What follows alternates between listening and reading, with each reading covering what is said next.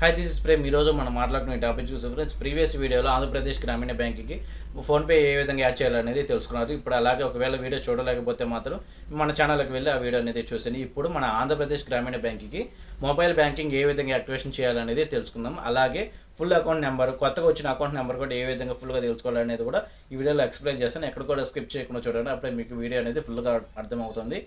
ఈ బ్యాంక్ యొక్క mobile banking ఏ విధంగా యాక్టివేషన్ చేయాలో తెలుసుకోబోయే ముందు ఇప్పుడు నేను డైలీ రొటీన్గా చెప్పేది. మీకు నా వీడియోస్ నచ్చినట్టయితే వెళ్ళి సబ్స్క్రైబ్ చేసుకోండి. ఇంకా బాగా నచ్చినట్టయితే లైక్ చేసుకోండి.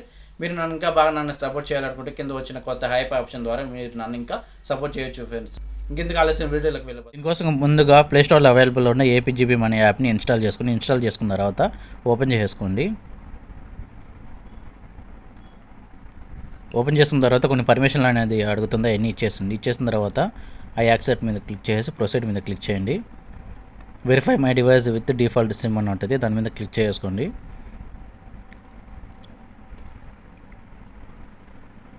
లొకేషన్ కూడా ఆన్ చేసుకోండి.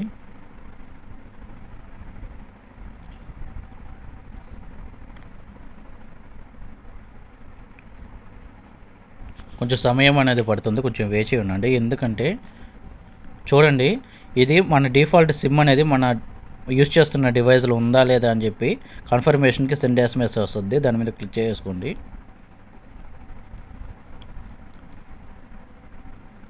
సెండ్ మీద క్లిక్ చేసుకోండి. వెరిఫై అయిపోయిన తర్వాత సక్సెస్ అని వస్తుంది, దాని మీద ఓకే మీద క్లిక్ చేసుకోండి. క్లిక్ చేసిన తర్వాత ఇక్కడ మన కస్టమర్ ఐడి అనేది ఎంటర్ చేసుకోండి.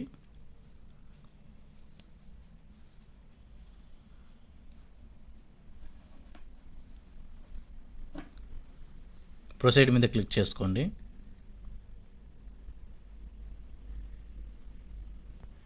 తర్వాత హోమ్ స్క్రీన్ అనేది ఈ విధంగా వస్తుంది. ఇక్కడ ఇంటూ మార్క్ కొట్టేస్తే చూడండి, మన account number, saving account, check balance ఇక్కడ ఈ విధంగా మనకి హోమ్ స్క్రీన్ అనేది ఈ విధంగా వస్తుంది. చూడండి, ప్రొఫైల్ మీద ట్యాప్ చేసి మన కస్టమర్ ఐడి, అడ్రస్సు అన్నీ ఇక్కడ మొత్తం కనిపిస్తూ ఉంటాయి. చూడండి ఫ్రెండ్స్, ఈ విధంగా మనం మొబైల్ బ్యాంకింగ్ అనేది యాక్టివేషన్ అనేది చేసుకోవచ్చు. అలాగే మామూలు మన యాప్ లాగా ఏ విధంగా సెట్ చేస్తామో అలాగే ఈ యాప్ కూడా అనేది పిన్ అనేది సెట్ చేసుకోవాల్సి వస్తుంది.